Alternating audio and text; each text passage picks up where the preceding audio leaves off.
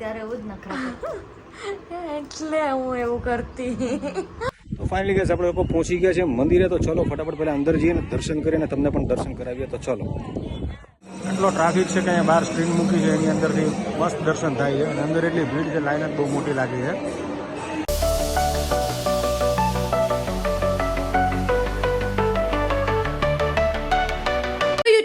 કેમ છો બધા? મજામાં? તો મજામાં જશો. ગુડ મોર્નિંગ, હર હર મહાદેવ, જય શ્રી કૃષ્ણ. સ્વાગત છે તમારું અમારા નવા વિડીયોની અંદર, નવા બ્લોગની અંદર. તો 10:30 થઈ ગયા છે અને આપણે નાહી ધોઈને રેડી થઈ ગયા છે અને આજનો બ્લોગ હું સ્ટાર્ટ કરું છું કારણ કે તમને બધાને ખબર જ હશે કે અંકિત તો જતો રહ્યો છે ગામડે, એટલે હવે આ રીતના બ્લોગ્સ આવશે. થોડા હું બનાવીશ, થોડા ત્યાંથી એ ક્લિપ્સ બનાવીને મોકલશે અને આ રીતના બ્લોગ્સ તમને પહેલાં બી ગમતા હતા તો આ આગળના બ્લોગ્સ પણ એવી રીતના જ આવશે. તો કેવા લાગે જરૂરથી જણાવજો.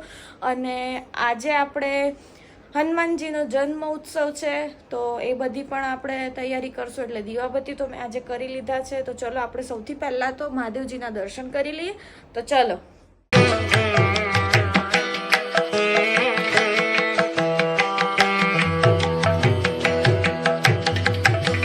અને મેં જેવો સ્ટાર્ટ કર્યો ને બ્લોગ એવું જેની તરત જ આવી ગઈ જેનું.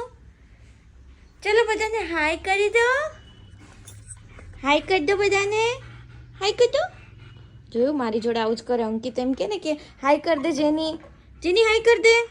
એમ નહીં, એમ નહીં, એવી રીતે સરખી રીતે કર. ચલકી રીતે કર ને જેનું. અહીંયા આવીને કર. ચલ અહીંયા હવે કરી દે. હાય કરી દે. આવા નાટક કરે. જો અંકિત જાય એટલે આના નાટકો ચાલુ થઈ જાય. હાય કરવાનું કીધું તો આવા બધા નાટકો કરે છે. જોયું?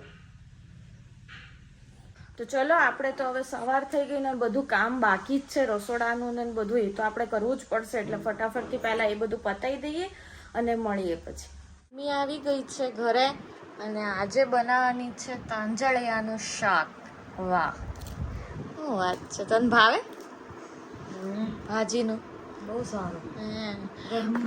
મને ભાવતું, એટલે મને પહેલાં નહોતું ભાવતું કારણ કે કદી ખાધું જ નહોતું. પણ લગ્ન પછી તો આપણે બધું જ ખાવાનું આવી જાય એટલે પછી તો જે ખાવાનું સ્ટાર્ટ કર્યું ને પછી તો જે ભાવવાનું એટલે ભાવા લાગ્યું એટલું મસ્ત. હવે મારું ફેવરેટ થઈ ગયું છે. નહીંતર પહેલાં તો ભાજીના નામથી જ ના પાડી દેતી કે ના હું તો દૂધ પી લઈશ. પૂછો જો હે પહેલાં ખાતી હું કાંઈ. હવે સરસ. હવે તો આ ખાવું જ જોઈએ ખરેખર. પણ હવે શું બધાને જ્યાં સુધી આમ ખબર ના પડે ને કે ડેવલપ. હું એવી નાની હતી ત્યારે એવું જ નખરા એટલે હું એવું કરતી. કઈ નહીં, ચાલો ગાઈસ મળીએ પછી. તો આપણે આજે મંદિર તો જઈ નથી શક્યા તો ચલો જોઈએ કે અંકિત ગામડે છે તો ઈ ગયો છે કે નહીં. તો ચલો સીધા જઈએ અંકિત પાસે. ફાઇનલી ગેસ હું થઈ ગયો છું તૈયાર ને હું નીકળું છું ભૂરીખિયા મંદિર જવા માટે. તો ચલો ફટાફટ નીકળીને આજે તમને પણ દર્શન કરાવીશું મંદિરના. તો ચલો ફટાફટ પહેલા નીકળીએ. નીકળી ગયા છે ભૂરીખિયામાં દર્શન કરવા માટે. ફૂલ ટ્રાફિક છે રોડ ઉપર ને ભવાની વધારે છે. નીકળ્યા છે મેં એક્ટિવા લઈને, હું ને મારો ફ્રેન્ડ. તો તમને આજે દર્શન કરાવીશ ભૂરીખિયા હનુમાનના. ચલો ફટાફટ નીકળીએ મંદિરે જવા માટે.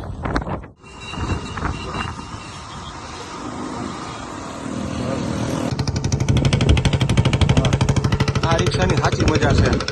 બહુ બધા દિવસ પછી દેખાણી છે આ રિક્ષા. આપણને મજા આવે, મજાની લાઈફ છે ભાઈ આ રિક્ષામાં ફરવાની. આપણી એક્ટિવા મૂકી દીધી છે ને. ચલો હવે આપણે અંદર જઈએ, દર્શન કરીએ. પહેલા જોઈ શકો તો કેટલું મોટું પાર્કિંગ છે. આજે તો એટલું ઓછું છે. કાલ રાત્રે બહુ પબ્લિક વધારે હતું અને અમે આજે જાની બુદ્ધિની એક્ટિવા લઈને આવ્યા છે કારણ કે ગાડી લઈને આવીએ ને તો પછી અમે ત્યાંથી આવીએ ને તો અમારે ટ્રાફિક બહુ નડે. તમે જુઓ પાર્કિંગ બધા ફૂલ. એવું લાગે કે મેળાનું પાર્કિંગ છે. તો ફાઇનલી ગેસ આપણે લોકો પહોંચી ગયા છે મંદિરે. તો ચલો ફટાફટ પહેલાં અંદર જઈએ ને દર્શન કરીને તમને પણ દર્શન કરાવીએ. તો ચલો મંદિરે પહોંચી ગયા છીએ આપણે.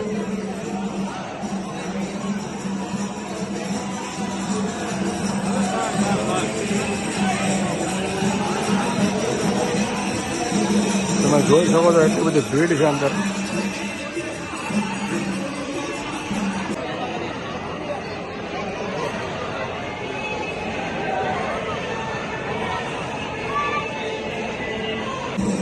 એટલો ટ્રાફિક છે કે અહીંયા બહાર સ્ક્રીન મૂકી છે એની અંદરથી મસ્ત દર્શન થાય છે અને અંદર એટલી ભીડ છે, લાઈન જ બહુ મોટી લાગી છે. તો બોલો જય ભૂરીખિયા દાદા, જય સંકટ મોચન હનુમાન દાદા. ફાઇનલી ગાઈસ દર્શન પતી ગયા છે ને બહુ બધો ટાઈમ લાગ્યો છે, તો ચલો ફટાફટ પહેલાં નીકળી જઈએ બહાર. તો ચલો ફટાફટ નીકળી જઈએ બહાર.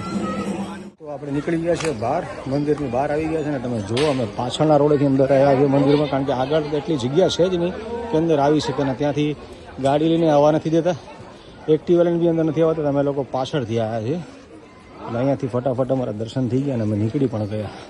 તો ચલો નીકળીએ. હવે વાગવામાં થઈ ગયા છે 10:30 અને આપણે હવે લઈ ગયા છે જેનીને ચાલવા માટે. તો તમે જોઈ શકો છો અહીંયા, અને હમણાં ચાલવા લાયા કે બાથરૂમ જે કરવું હોય એ કરી લે. તો આજે જો ચંદા મામા કેટલા સરસ દેખાય છે. આજે ખબર નહીં શું છે, પણ આજે છે. હે કાલે પૂનમ હતી ને એટલે ખબર જ પડી જાય કેટલો મોટો છે. તો ગાઈસ તમને આજે એક વસ્તુ બતાવું. પહેલાં તો રોજ અહીંયા આ બધા ટ્રકો પડ્યા કેટલા છે, તો 1 2 3 છે. અને અહીંયા નાનો આમ તો ગેટ જેવો લાગ્યો, રાતે બંધ કરી દે કે કોઈ લોકો પછી આવે નહીં ને એટલે. અને આ બાજુમાં બધામાં અહીંયા ફ્લેટ અને એવું બધું બને છે. ત્યાં શાયદ દેખાતું હશે કે નહીં, હું ઝૂમ કરીને ઘર બતાડું તો ત્યાં ફ્લેટ જેવું દેખાતું હશે.